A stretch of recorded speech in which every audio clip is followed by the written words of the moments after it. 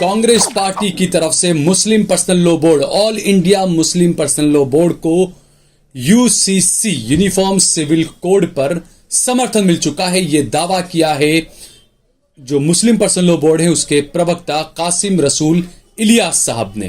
दरअसल मुस्लिम personal law board का एक प्रतिनिधि मंडल जो है मुलाकात करने के लिए गया था कांग्रेस अध्यक्ष मल्लिकार्जुन खड़गे से, और उसके बाद उन्होंने कहा कि खड़गे ने उन्हें यकीन दहानी दिलाई है कि जो मुस्लिम पर्सनल लॉ बोर्ड के जो मुद्दे हैं, जो इश्यूज हैं, जो बातें बताई है, उसके बारे में वो जरूर सोचेंगे, वो गौर करेंगे और संसद में इस मुद्दे पर जब बहस होगी तो इन बातों का वो ख्याल रखेंगे।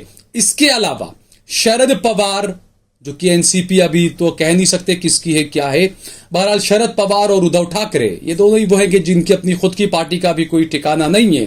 शिवसेना किसकी है, कौन सी शिवसेना किसकी है, एनसीपी किसकी है, कौन सी एनसीपी किसकी है, ये सवाल अभी उलझा हुआ है। बहरहाल इन दोनों नेताओं ने, उद्धव ठाकरे ने और शरद पवार ने भी कहा है कि वो यूसीसी के खिलाफ हैं। उन्होंने कहा कि यूसीसी लागू होना चाहिए लेकिन इसमें सबकी सम्मति होनी चाहिए। उद्धव ठाकरे ने जो बात कही, उन्होंने कहा कि सभी की सम्मति के साथ में यूसीसी लागू किया जाना चाहिए और सभी की सम्मति यानी इसमें अल्पसंख्यक भी आ जाते हैं, यानी अल्पसंख्यकों पर जोर यहां पर उद्धव ठाकरे ने भी दिया है।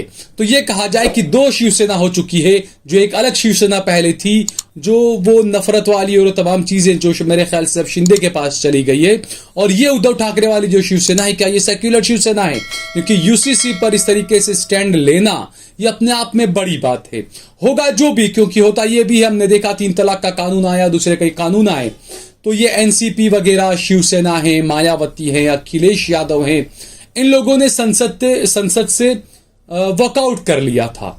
अब वॉकआउट करके आप ये दिखाने की कोशिश करते हैं कि हमने विरोध किया, लेकिन वॉकआउट करने का मतलब तो यही होता है कि आपने सत्ता पक्ष को खुला रास्ता दे दिया, आपने उसके पक्ष या विपक्ष में वोट ही नहीं दिया, अब बाहर निकल गए, यानी कि आपने, वो कहते हैं ना, चट भी मेरी और पट भी मेरी। बहरहाल तो ये जो चीजें हैं, अब कुछ चीजें हुई ऐसी कि यूसीसी यूनिफॉर्म सिविल कोड, इसको लेकर जो पासा फेंका गया, हर चुनाव से पहले मोदी की तरफ से इसी तरीके से पासा फेंका जाता है कि जितनी भी विपक्षी पार्टियां हैं वो एक भंवर में फंस जाती है। उनको इस तरीके से फंसा दिया जाता है कि अगर वो विरोध कहें तो वो हिंदू विरोधी कहलाएंगे, अगर वो समर्थन करें तो वो मुसलमानों के विरोधी कहलाएंगे। तो ये जो चीजें हैं, ये हमेशा इस तरह का पासा फेंका जाता है। चाहे आप उसमें देखें, आप 3 तलाक का मामला भी था, 370 का मामला भी था, कई मामले ऐसे थे। तो ये यूसीसी का मामला भी इसी तरीके से लोकसभा चुनाव से ठीक पहले ऐसा पासा फेंका गया बीजेपी की तरफ से, नरेंद्र मोदी की तरफ से, कि हर पार्टी, हमने देखा कि कई पार्टी इसके ट्रैप में फंस गई। जैसे मायावती को आप देखें, बीएसपी, मायावती ने साफ फौरन ऐलान कर दिया कि यहां हम यूसीसी का समर्थन करेंगे। इसके अलावा आप देखना है कि ममता बनर्जी और दूसरे और भी जो लोग हैं, अखिलेश यादव वगैरह, वो लोग क्या करेंगे इस पर, क्योंकि इन सबको यह है कि इनको मुसलमानों का वोट तो चाहिए लेकिन बात हिंदू की करनी है, मुसलमानों का वोट तो चाहिए लेकिन अपने आप को बड़ा हिंदू बताना है। तो इस वजह से ये लोग हमेशा इसी तरीके की राजनीति करते हैं। तो अब देखना यह होगा कि जो कांग्रेस पार्टी की, इसमें मुबारकबाद देनी पड़ेगी कांग्रेस पार्टी को कि खुलकर कांग्रेस पार्टी इसमें समर्थन में आई और कहा कि नहीं, यूसीसी का किया जाना चाहिए। और कांग्रेस के अध्यक्ष मल्लिकार्जुन खड़गे ने ये बातें कही कि जब संसद के अंदर इस बारे में जब चर्चा होगी, जब इस बारे में बहस होगी, तो हम जो है वो मुस्लिम पर्सनल लॉ बोर्ड की जो चिंताएं हैं, मुसलमानों की, अल्पसंख्यकों की जो चिंताएं हैं, उस पर हम बहस करेंगे और वो हम ध्यान में लाएंगे।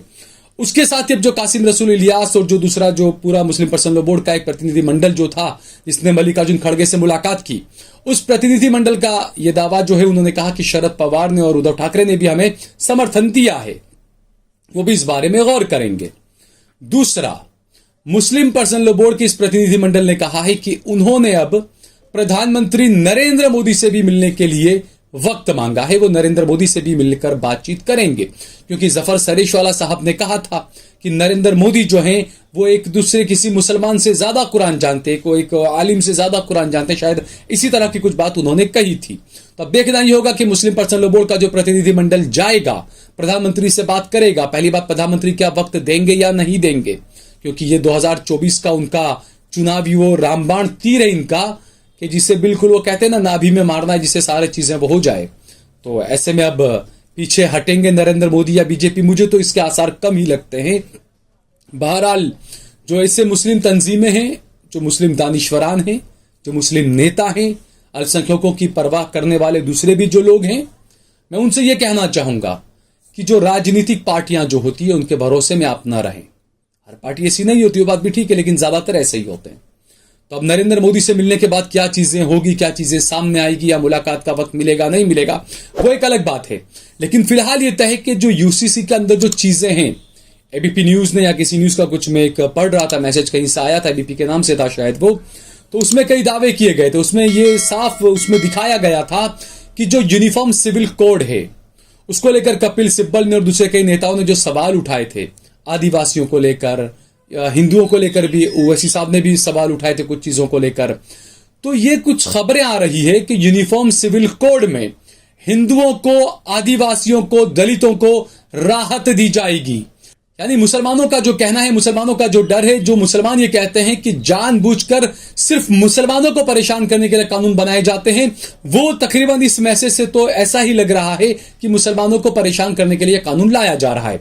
हालांकि अब तक इसका खाका सामने नहीं आया है, लेकिन इसको लेकर राजनीति शुरू हो चुकी है। इसके अंदर क्या होगा क्या नहीं होगा, ये सिर्फ अफवाहें हैं जो बाहर चल रहा है, ये एक अलग बात है। लेकिन जब पार्लियामेंट के पटल पर, संसद के पटल पर जो चीज आएगी और जो चीजें उसमें कही जाएगी, उसके बाद ही पता चल पाएगा कि इसके अंदर क्या है और क्या नहीं है।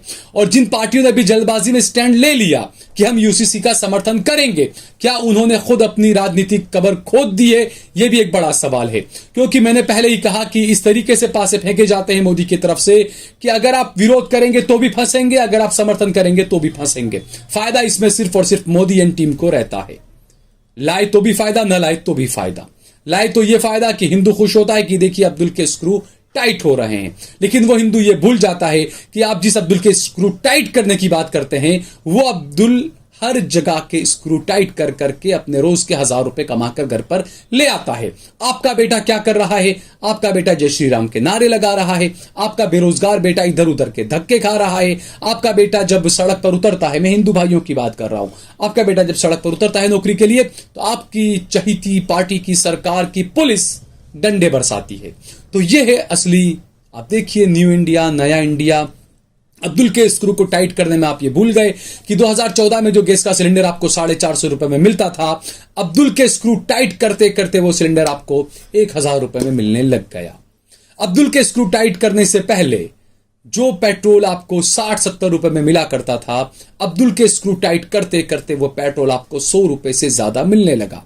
प्रधानमंत्री भरी सभा में झूठ बोल गए, कोई पकड़ भी नहीं पाया, कोई मीडिया वाला सवाल नहीं कर पाया। नरेंद्र मोदी ने, प्रधानमंत्री ने कहा कि बीजेपी शासित जितने भी राज्य हैं वहां पर 100 रुपए से कम है पेट्रोल की कीमत, जो कि सरासर गलत है। कई बीजेपी के राज्यों में, बीजेपी शासित राज्यों में 100 रुपए से ज्यादा पेट्रोल की कीमतें हैं। लेकिन चूंकि उन्हें पता है कि अनभक्त तो अनभक्त ही होते हैं, व्हाट्सएप यूनिवर्सिटी अपना काम कर रही है, आईटी सेल अपना काम कर रहा है, और बाकी का काम गोदी मीडिया में बैठे हुए सूट बूट वाले एंकर कर रहे हैं। तो इस राजनीति को समझिए, गौर करिए। अगर आपको ये वीडियो पसंद आया हो तो इस पर कमेंट करिए, इसे लाइक करिए, इसे ज्यादा से ज्यादा शेयर करिए।